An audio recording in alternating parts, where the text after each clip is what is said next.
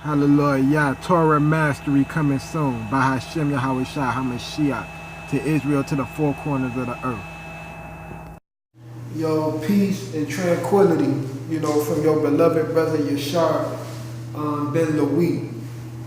Understand? I'm about to go into the origin of the patriarchs. Since a lot of brethren I run into don't exactly understand because of, a lot of us still haven't really went in depth into the Torah, into what happened more in depth besides the Genesis aspect. Going into your books as far as the Jubilees, as far as the Jasher, as far as the Legend of the Jews, books that really go in depth as a magnifying glass. So I'm not going to waste no more time. I like to get straight into it. Let's go off into Genesis chapter 1 verse 1. Now, this is part 1. Now, this is going to be very long because we're going to be putting some stuff out that might be that people haven't seen before and give you a different understanding. Okay, so let's go to Genesis chapter 1, and we're going to start at verse 1. Okay, so he said, in the beginning, the Most High created the heaven and the earth. And the earth was without form and void, and darkness was upon the face of the deep. All right, and the Spirit of the Most High, Yahweh, moved upon the face of the waters. So we clearly see this is nothing more than what it really is right here.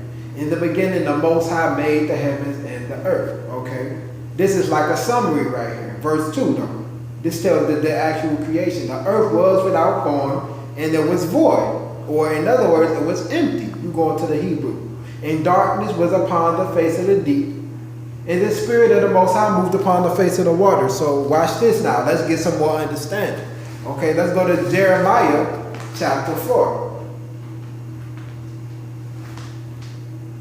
We'll go to Jeremiah chapter 4. Let's start at verse 23. Now, all inspirationally driven in the name of Yahshua for the Most High, Abba Yahweh Allah. This is not from me. This is definitely from him. Understand the gift from him. So he say, I beheld the mountains, and lo, they trembled, and all of the hills moved lightly. Matter of fact, start at verse 23. I'm sorry. I beheld the earth, and lo, it was without form and void, and the heavens, they had no light. So we just read that, right? I beheld the mountains, and lo, they trembled, and all of the hills moved lightly. Okay, so we got to stop right here because we got to understand when the ground was separated from the lowest firmament, or being the waters. What day was that made on? That was made in the second day. We still on the first day right here. When the first day being in verse 23, he said, I beheld the earth, and lo, it was without form and void. It wasn't no ground. We getting at a point. Remember that I beheld the earth, and lo, it was without form and void, in the heavens, and they had no light. And I beheld the mountains, and lo, they trembled, and all of the hills moved lightly. And I beheld, and lo, there was no man, and all of the birds of the heavens were fled. Okay, so the birds was created in the fifth day though. So if he talk about the first day, how is he talking about the birds in the fifth day? Verse 26, I beheld, and lo, the fruitful place was a wilderness, and all of the cities thereof were broken down at the presence of the Most High Yahweh by his fierce anger. So he said right here, okay, after saying in verse 23, I beheld the earth, and it was void, then he goes to talk about cities. Like, wait a minute. Wait, the book is contradictory. I'm done with it. Nah. It's the fact that he saw everything happen before he actually created everything. You got to understand something. When he created man in his own image, man in his own image was spirit. It was incorruption. It wasn't corruption. Okay, so if he made man in his own image, he had to give man free will. Man had to have free will just as he has free will. Okay? Along with free will, you had to have intelligence and reasoning. Okay? Through the intelligence and the reasoning and the free will of man, then this is the cause and effect of why he saw how it was a wilderness, because we destroyed ourselves. Okay. This the origin of the patriarchs, though. I ain't gonna waste too much time. Let's go to Genesis chapter 1 and verse 26 now. Let's expound a little bit more into that. And the Most High said, let us make man in our image and after our likeness, and let them have dominion over the fish and over the sea and of the fowl of the air and over cattle and over all the earth and over every creeping thing that creeps upon the earth. So we got to understand this. If he created the earth, why wouldn't he create rules for the earth? Because he created the earth for man, not man for the earth. He created the earth for men, which is the servant of the Most High also. Remember what he said when Cain had killed his brother, his righteous brother. He said the earth was crying out to the Most High, and it told on the Most High. Remember what he said in what's that? Deuteronomy chapter 10. He said, the heavens and the earth are my witness. It's almost like the earth is almost like a video recording within itself. You understand? So wait a minute, let's go. Let's keep on going. Now, he said we made after his own image. Now, we are made incorruptible. We were made spirit first. We ain't just start off flesh, because the Most High, in the name of his son, which is right here, wasn't flesh. Which brings us to the son, because if we're going to talk about the beginning patriarchs, we got to bring up the son. Why? What the son got to do with anything? Well, let's get this understanding real quick. So we know it speaks of a spiritual aspect and a physical aspect when we're talking about the scriptures, which where a lot of our brothers fall off and we be all over the place. We get sloppy with it. So let's go to Genesis chapter 1 and verse 3. All of this is in the beginning, but you have to have some understanding. You know, and I ain't nobody to say I got understanding, but let's get some understanding. Now he say, and the Most High Yahweh said, let there be light, and there was light. Now the key to understanding is, if he went on, let's see the language. I'm gonna stop talking. Let's see the language. Let's go to John. Let's correspond this with the new, because we got to do it. We talking about Torah though. We talk about the patriarchs. The beginning patriarchs were before the Israelites, but we about to tie this understanding in. Let's go to John chapter 1, and we're gonna pick it up at verse 1. He say, in the beginning was the Word. Right? In the beginning was a word. The Most High had to speak in order for something to come into existence. The Most High spoke the Aleph Bet, hey, he spoke that into existence to make everything into existence, but that's a whole different lesson. You know, every Aleph Bet had its own idea, Okay, but he's saying, in the beginning was the Word, and the Word was the Most High Yahweh. And the Word was with the Most High Yahweh, and the Word was Yahweh. Okay, let's keep going though. We'll stop at verse 4. The same was in the beginning with the Most High. So whatever this was that was with, he said the Word was with the Most High in the beginning, and the Word was the Most High. Remember when he say in John, I believe it's 16, he say, I am going to be in him in me, the Most High in us, and then we are going to be all one, right? So verse 3, he said, all things were made by him, and without him was not anything made that was made. Wait a minute. In him was life, and the life was the light of men. Okay, wait a minute. That don't prove my point, though. He said that's the light. In everything was the light, and the light was in men, right? Watch this now. We're going to drop down to verse 9, right? That was the true light, which lighteth every man that comes into the world. He was in the world, and the world was made by him, and the world knew him not. Okay, so the understanding of this, speaking of the patriarchs, is that no one never seen the Father. Okay, no one never seen the Father. When it say, thus says the Most High of hosts, or the Most High of armies, or, you know, he always had a mediator, or he always had somebody, an ambassador, come in his name and give the word to the prophet. That wasn't the Most High himself That wasn't Yahweh himself. Okay, this is the understanding. But let's continue to let's continue to go into this. Let's go back to Genesis chapter 1 and 26. I want to make this brief, but this is kind of long. Now 1 and 26 say, and the Most High said, let us make man in our image and after our likeness, and let them have dominion over the fish and over the sea. So we'll stop right there. He say, let us make man in our image. Now you can't just say the spirit, because we just threw that out the window with John. But we got to further prove our point. Now he's saying, the Most High said, let us make man in our image and after our likeness, and let them have dominion over the fish of the sea and over the fowl of the air and over the cattle and over all the earth and over every creeping thing that creeps upon the earth. Okay? So let's further explain. Genesis 3 and 8. Now this is around the time when Adam had bit of the apple. They told him not going into the garden. You know, we're going to get just a little bit into that, because we're talking about the patriarchs. We're going to get a little bit into all of this. But when he first came into the garden, the first thing the Most High told him after he took his stayed outside the garden for a certain amount of days according to the law, which was ordained in the book of Jubilees, the first thing he told him was he laid down the law, what you are to eat and what you aren't to eat within. So the commandment was first given to him, which was the law. Okay? Because you ain't going to just go in somebody's house and just not have rules and regulations. The earth is as the Most High's house. Okay? Let's go to Genesis 3 and 8. Matter of fact, verse 7. And the eyes of them both were open, and they knew that they were naked. And they sewed fig leaves together, and they made themselves aprons. So let's stop right here.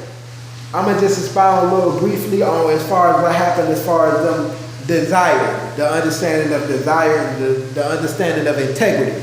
Because he didn't have no knowledge of good and evil, just like how we watch them foreign tribes, the third world tribes that be in Africa and that be in around the Indian area, over there in India, on the eastern part of the world. They still be walking around naked, because these are the ones that still don't have really no knowledge of good and evil. But some of them be real wicked though. Okay, you understand what I'm saying? So when they did something that they wasn't supposed to do, they was ashamed, like how a child does. He gonna try to cover his face up, or like I expound in Revelation chapter 6, how they hid themselves under the rocks and was like, oh, let it, they was afraid. So if you don't do something that if you just maintain your innocence and your integrity, and if you do what you're supposed to do, you won't be ashamed. But they were ashamed because they disobeyed the law. And that kills the fact that anybody can be born a certain way, like gay or homo, or gay or a rapist or a killer or whatever the case may be, right? Because they had no knowledge of good and evil. The man was born to reproduce. This is why he needed that helpmate, to help me to reproduce. It wasn't at first made for the woman just to serve the man. That wasn't how it was at first, but that was a plague for what the woman had did though. Okay, it's a difference. Now let's verse 7 again. The eyes of them both were open, and they knew that they were naked, and they sewed fig leaves together and made themselves aprons. Right? And they heard the voice of the Most High Yahweh walking in the garden in the cool of the day. Stop right there. Now, how is you going to hear a voice walking?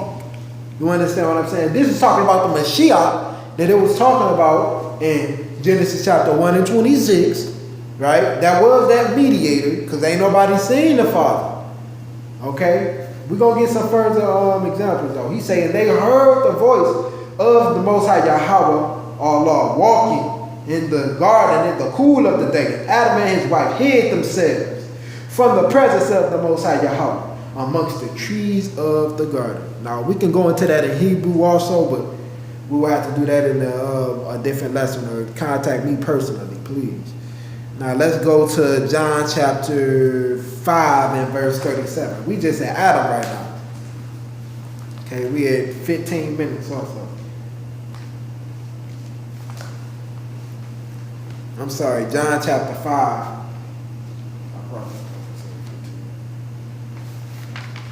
John chapter 5 and verse 37. And he's saying, the Father himself, which has sent me, has borne witness of me. You have neither heard his voice at any time, nor seen his shape. So, then who was that when all of the prophets was getting approached?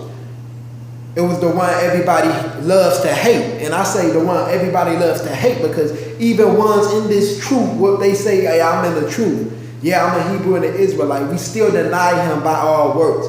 We still have that baby understanding of, well, you can't judge me. No, there's a good judgment and a bad judgment. Now, he tells you to judge your brother all throughout the scripts. But we got to differentiate because when you say judge also, that can mean look down on someone too. So you got to make that distinct differentiation between judgment. Because all judgment, according to Deuteronomy chapter 32 and around verse 1 through 4, he says all judgment is the ways of that rock, which is the head cornerstone and that foundation, which is the Mashiach, because sacrifice and oblation is done away with. There ain't no Christian understanding. Sacrifice and oblation is done away with, according to the Passover, according to the Feast of Tabernacles, according to this is understanding. This is our Torah. Okay, but let's get more in depth into the lesson. Let's go into Proverbs chapter 8 and verse 23. We can prove them, the Yahshua, the Mashiach, all through the old book. Now, they so-called Old Testament, because we living in biblical times right now. Let's go to Proverbs 1 and 1. He say the Proverbs of Solomon, the son of David, king of Israel. So we see right here, Solomon wrote these scriptures, right? Let's go to Proverbs chapter 8 now. Right? Clearly Solomon, right? Chapter 8, starting at verse 23 of Proverbs. Now he say, I was set up from everlasting, from the beginning, or ever the earth was.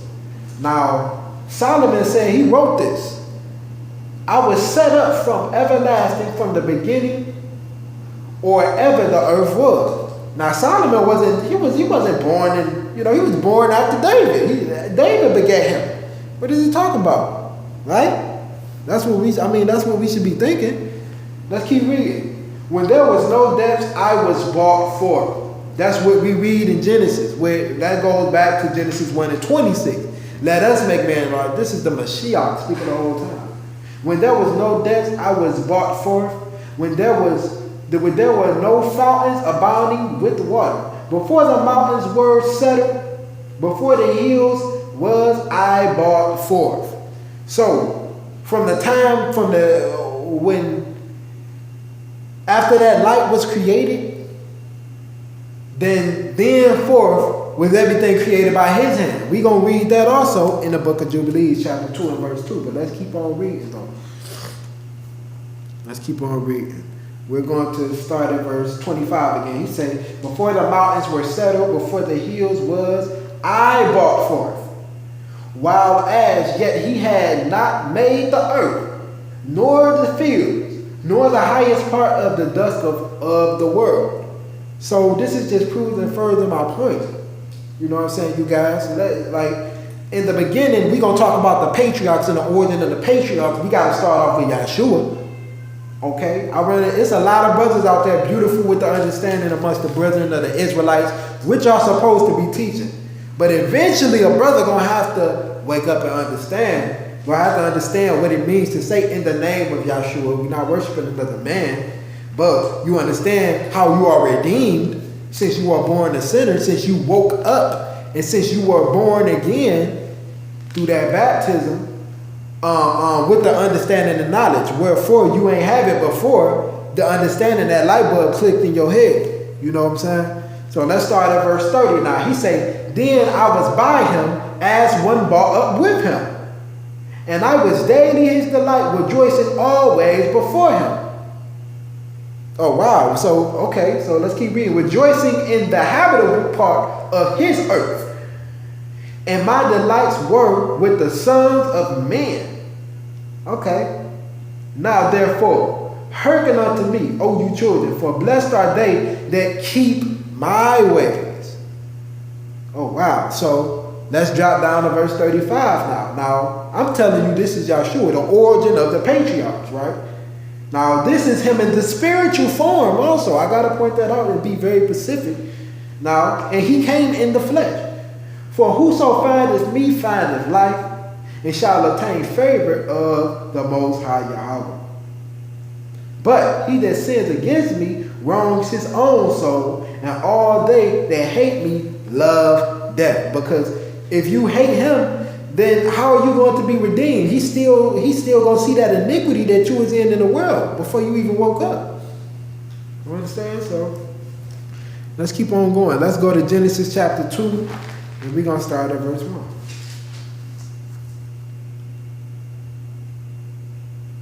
Chapter 2 and verse 1. Now he say, thus the heavens and the earth were finished, and all the host of them. And on the seventh day, the Most High Yahweh ended his work which he had made, and rested on the seventh day from all his work which he had made. And the Most High Yahweh blessed the seventh day and sanctified it, because in it he had rested from all his work which the Most High had created and made. So this is like a summary. You know how a movie play, and then it showed like a summary of everything, and then they go into the story. Okay, not saying this is like the exact order, because there was stuff in between this that happened. All right. Now he further summarized, right? These are the generations of the heavens and of the earth when they were created, in the day that the Most High Yahweh Allah made the earth and the heavens, and every plant of the field before it was in the earth, and every herb of the field before it grew.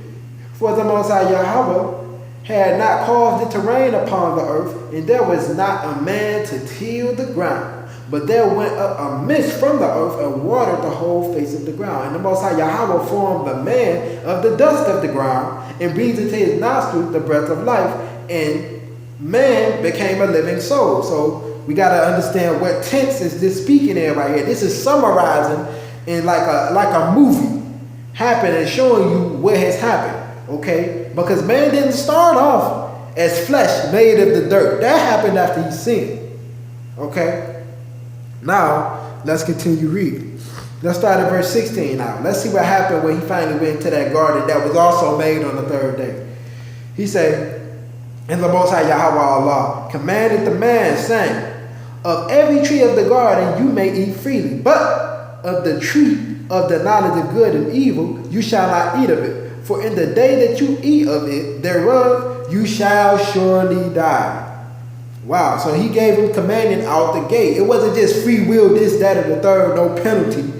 Because when the Most High spoke everything into existence, the sun, the moon, the stars kept the commandment of the Most High. Okay, the earth kept the commandment of the Most High by appearing. Everything had to do with existence. So why is the world evil? Because we don't keep his commandments. Being the children of Israel, right? And we're supposed to teach the other nations, though. It's no order. But in these last days, it's going to be the revelations of the real and true Israelites according to prophetic times and according with our forefathers that were before us wrote unto us. Now wake up in the final hour. Okay, let's go to, we did that. Let's go to Genesis chapter 3 now. This is just summarizing, the origin of the patriarchs, how everything happened. Okay.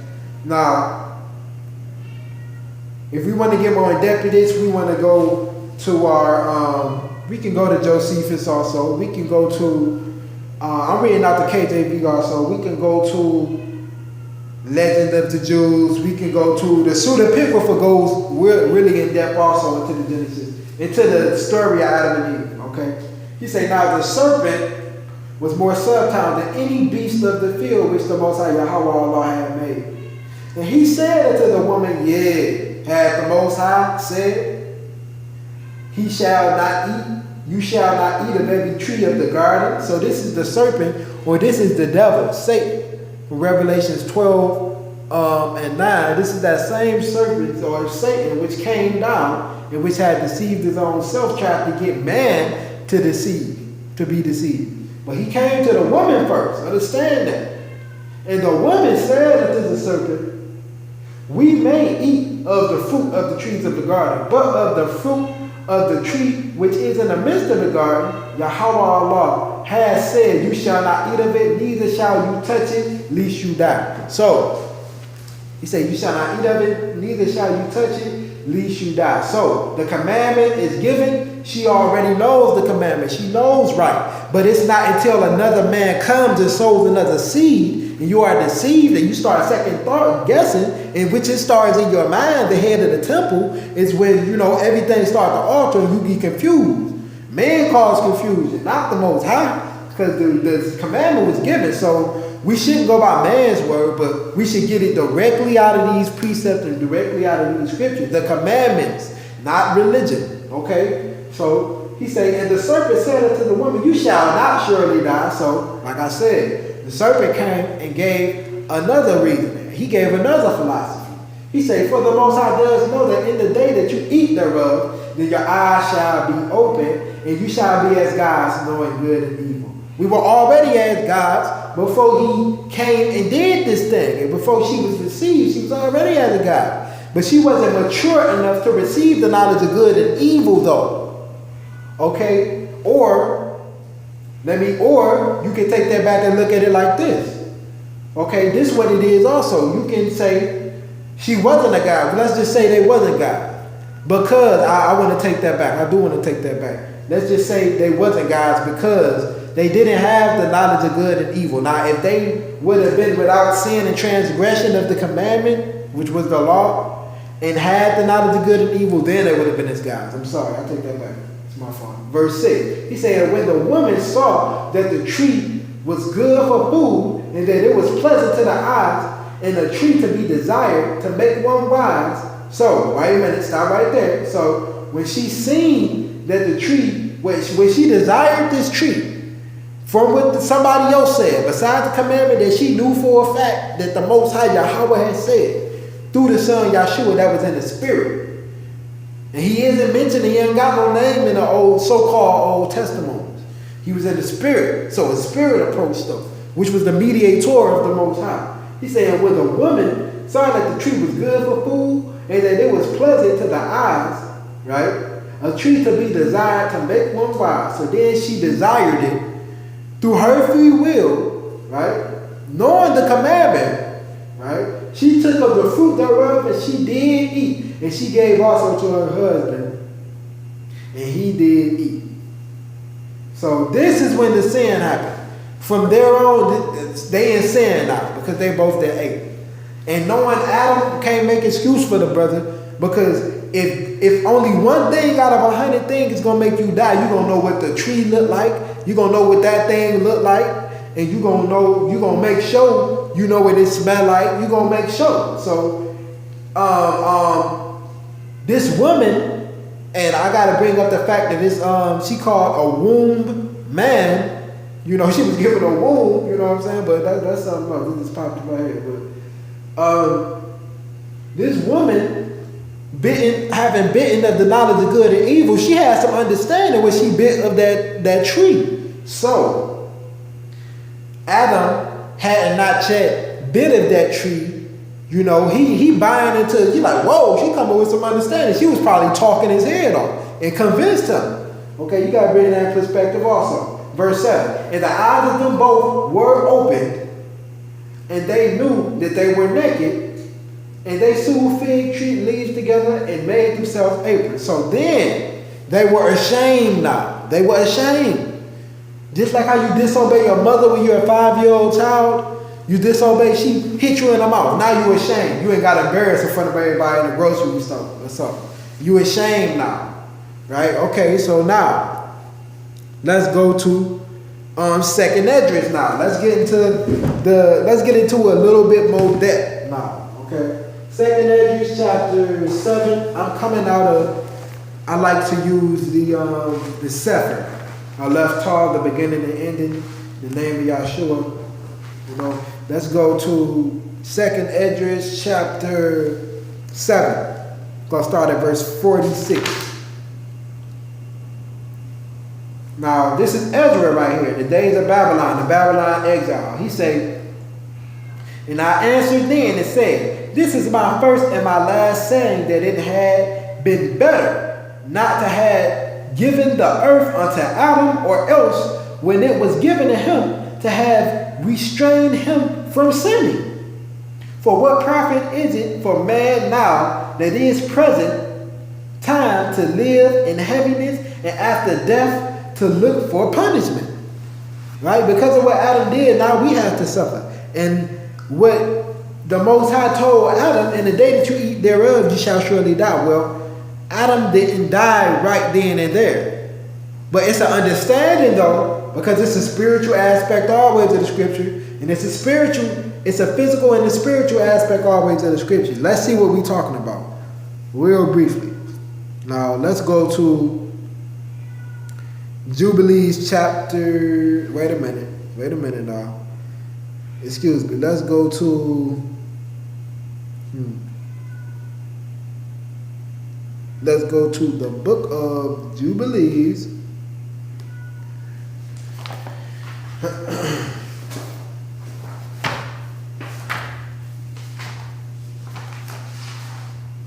You can get your Jubilees on Amazon for about, no more than, you can get it for no more than $20, If not that, you can get it no more than $30, These books are not expensive at all. It's going to come a time where they take these resources away, though. Let's get Jubilees chapter, excuse me.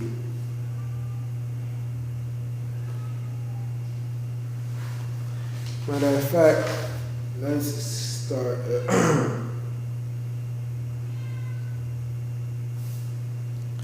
Let's get Jubilees.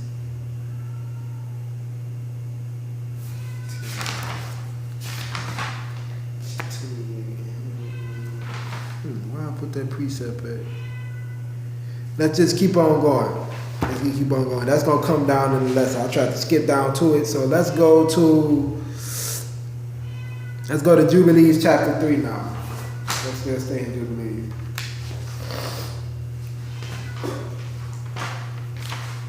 And we're going to start at verse 1. Okay. And on the 6 days of the second week, we brought according to the word of the Most High Elohim, or Elohim, unto Adam all the beasts and all the cattle and all the birds and everything that moves upon the earth and everything that moves in the water according to their kinds and according to their types. And the beasts on the first day, the cattle on the second day, the birds on the third day, and all that which moves on the earth on the fourth day, and that which moves in the water on the fifth day. And Adam named them all by their respective names, and as he had called them, so was their name. So, right here, we get in the feel of how Adam had actually named the animals, each in its respective days. It's going more in depth, okay? And on these 5 days, Adam saw all of these, male and female, according to every kind that was on the earth, but he was alone and found no help meet for him. So, now if we go in the scriptures and read in Genesis chapter, we read out of the scriptures, but if we go in your KJV, your King James Bible and read, we're going to read how he had, before the woman was created, the birds and everything, how it came to him. But they was in existence before the woman was made. Okay? So, verse 4, he said, and Yahweh said unto us, it is not good. Wait a minute now. Listen to how it's reading. And Yahweh said unto us, it is not good that man should be alone. Again, and Yahweh said unto us, it is not good that man should be alone. Let's just go back to Yahshua and the other archangels.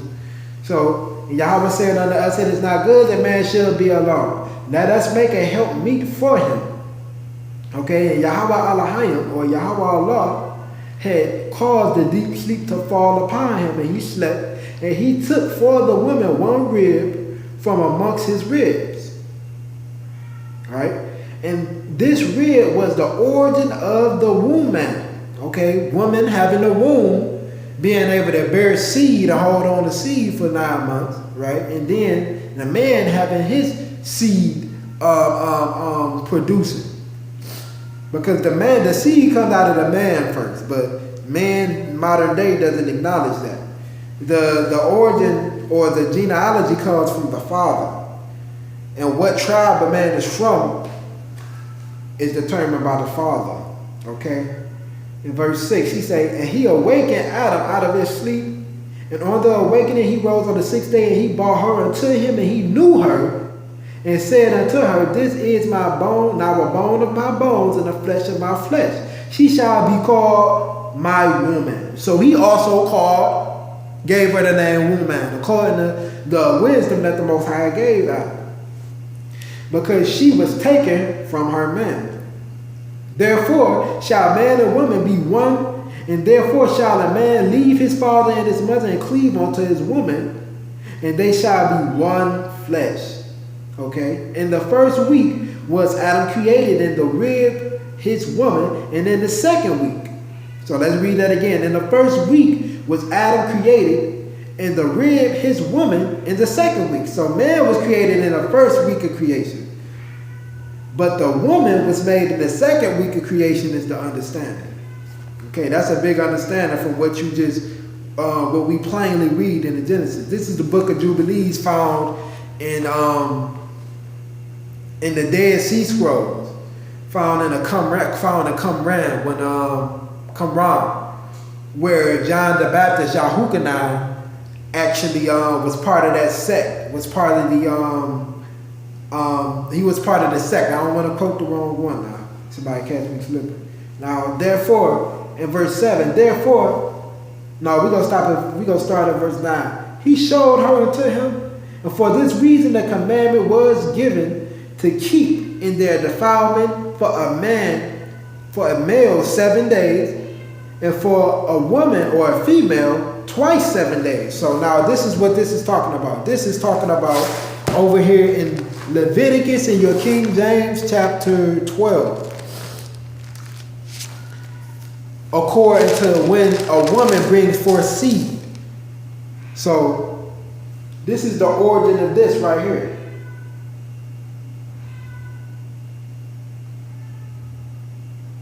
We're going to start back at verse 9 in Jubilees chapter 3. He's saying, he showed her to him, and for this reason the commandment was given to keep in their defilement for a male 7 days, and for a female twice 7 days. So for a female 14 days, and for the male it was 7 days. Right? So let's keep on reading in the Jubilees. He said, and after Adam had completed 40 days in the land where he had been created, we brought him into the garden of Eden to till and to keep it. But his woman they brought in the 80th day. After this, she had entered into the garden of Eden. So let's see where this comes from. Let's see Leviticus chapter 12 and verse 1. He said, and the Most High said unto Moshe, saying, speak unto the children of Israel, saying, if a woman have conceived seed and born a man-child, then she shall be unclean for 7 days, according to the days of the separation of her infirmity, shall she be unclean. So let's read it again. Speak unto the children of Israel, saying, if a woman have conceived seed, right, and born a man-child, then she shall be unclean 7 days, according to the days of separation for the infirmity shall she be unclean, right? This is after that she that had the baby. Okay, understand it. But watch this. Now we're about to get into the part where we was reading in Jubilees. And in the 8th day, the flesh of his foreskin shall be circumcised, according to the covenant, Abraham, Isaac, and Jacob, the Israelite. And the Israelite, the seed of Jacob, In verse 4, he say, and she shall then continue in the blood of her purifying 33 days, She shall not touch any hallowed thing or any holy or set apart thing, nor come into the sanctuary until the days of her purifying be fulfilled. But, watch this, we just read that. But, in verse 5, but if she bear a maid child, then she shall be unclean 2 weeks as in her separation, and she shall continue in the blood of her purifying 66 days.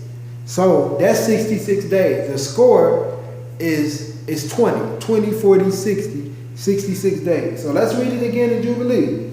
Now, this is the born part of the lesson, but this understanding needs to be applied. So when you read over here on the other side of the book, when we get to the exciting stuff. Now, it's important for me to expound on this a mighty long time, so when we do get to the actual patriarchs, till we actually get to the seed of Adam and Eve, we have the understanding. Okay, so bear with me. In Jubilees chapter 3 and verse 9, and he showed her unto him, and for this reason the commandment was given to keep in their defilement for a male 7 days, and for a female twice 7 days. Right? So this is saying that Adam couldn't enter into the holy for 7 days, but the woman couldn't enter in until twice 7 days because she was a woman. But let's get some more understanding of that. This is the other part of that what we just read in Leviticus again. And after Adam had completed 40 days in the land where he had been created, we brought him into the Garden of Eden to till it. So it took 40 days for him. That's according to what we read in Leviticus, right? But his woman, we brought to the garden the 80th day. After this, she has entered into the Garden of Eden. So, watch this. Let's keep on reading. This is the part that we just read in Leviticus now. And for this reason, the commandment is written on the heavenly tablets in regards to her that gives birth. If she bears a male, she shall remain in her uncleanness 7 days according to the first week of days. In 33 days, she shall remain in the blood of her purifying, and she shall not touch any sanctified thing, nor enter into the sanctuary. Now, a sanctified thing is something that you dedicate. It's something that you dedicate. Something that when you call yourself sanctified, you dedicate yourself toward what you were made for. When you call something sanctified, like I want to call this book sanctified, I'm dedicating this strictly to writing because that's what this created for. So man is supposed to be sanctified to the Most High, strictly keeping his commandments, which are written in the first 5 books in the law of Moses. So this is the understanding that we have in sanctification in man and in Adam, the son of man that was first created. No, in Adam that was first created. So let's keep reading. But in verse 12 of Jubilees chapter 3, but in the case of a female child, she shall remain in her uncleanness 2 weeks of days, according to the first 2 weeks, 66 days in the blood of her purification. So 66 days. He say 66 days. A score is 20, 40, 60. Right? We read this in Leviticus chapter 12, right? 1 through about 6. Okay, now, verse 12 again. But in the case of a female child, shall she remain in her uncleanness 2 weeks of the days, according to the first 2 weeks, and 66 days in the blood of her purification, and they will be in all 80 days. So this is for the woman. For the woman, 66 days. For the male, 33 days. Okay, when a child is first born, you can't sleep with that woman after she is she bear that child.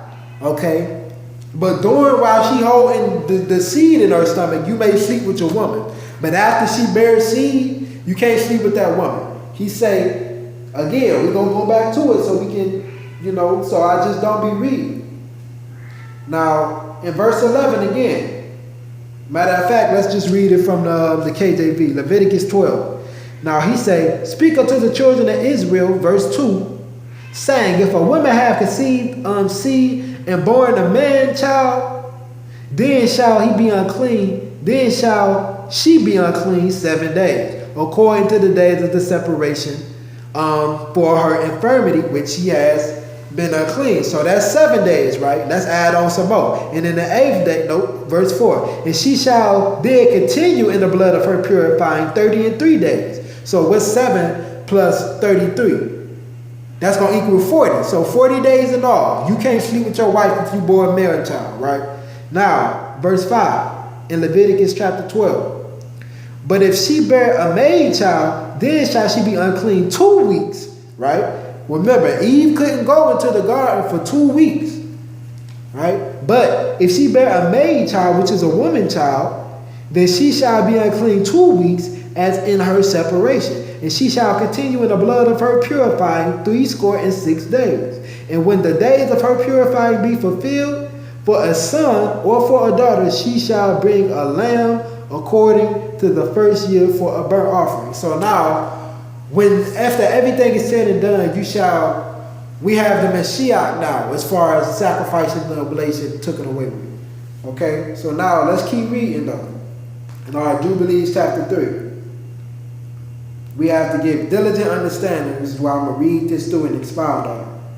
He said, therefore there was ordained regarding her who bears a male or a female child for the statute of those days that she should touch no sanctified thing nor enter into the sanctuary until these days for the male or the female child are accomplished. Now the sanctuary is speaking that they knew the women. Remember what we read in Jeremiah chapter 4, how he knew everything was going to happen before it happened, before he even created the first day.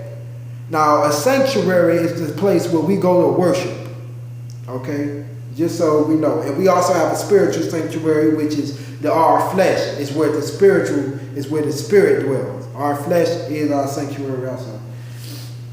Verse 15. This is the Torah or the law and testimony which was written down for Israel in order that they should observe all of the days. Now, let me expound on this also. Now, the setting of the book of Jubilees is Moses on top of Mount Sinai in Exodus chapter 32. This is the setting of the book of Jubilees. And when you keep hearing me read in the context of, and this is what the Most High ordained us to tell men, according to what we tell you, Moses, that's because Moses is on top of Mount Sinai receiving this whole book of Jubilees.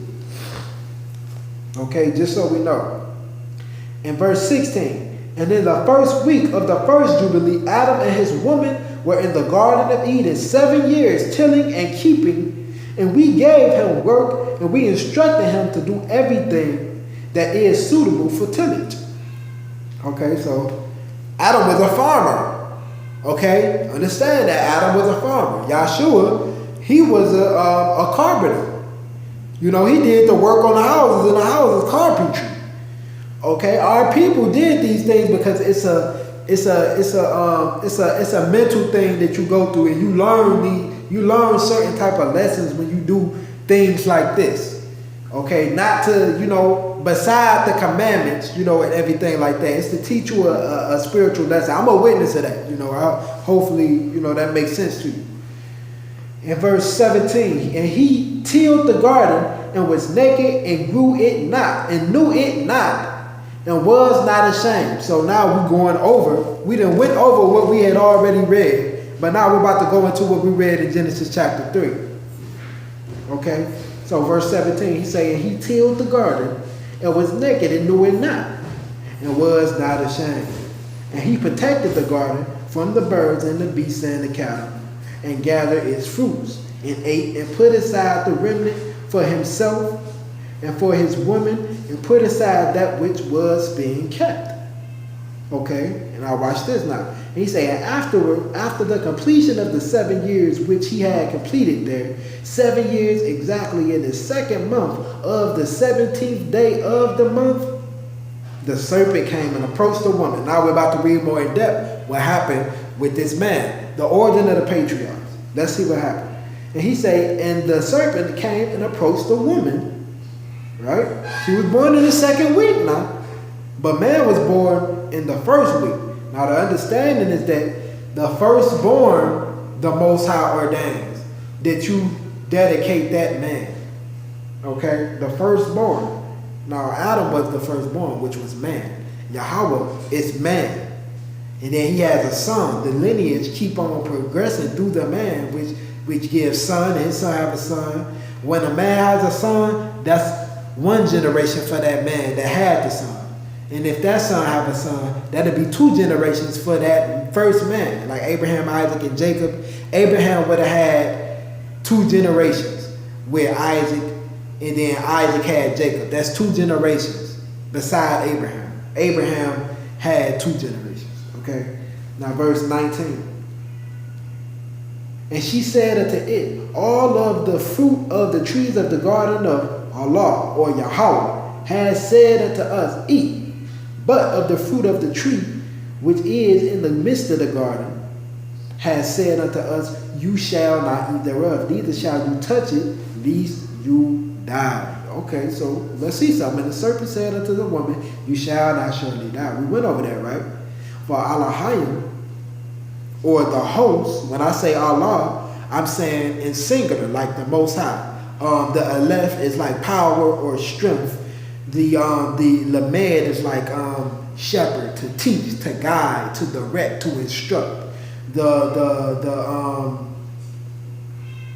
Also the hay. The hay is to say to submit, to praise. It's also an image also. So that's to say singular, the Most High, the Father, our shepherd who teaches us and guides us. Now when I put the Yud and when I put the Mem on the back of that, I'm saying plural, Alahayim, not Allah, or it's Elohim. That's really how you say it, Elohim. But I shorten it down to Allah for the Most High. Now, so understand it. That's not origin of that is an Arabic, origin of that is Hebrew or the Hebrew or the pictogram. Now let's go to verse 20. And the serpent said unto the woman, you shall not surely die, for the Most High, Yahweh, does know that on the day you shall eat thereof, your eyes shall be open, and you will be as gods, and you will know good and evil. Verse 20.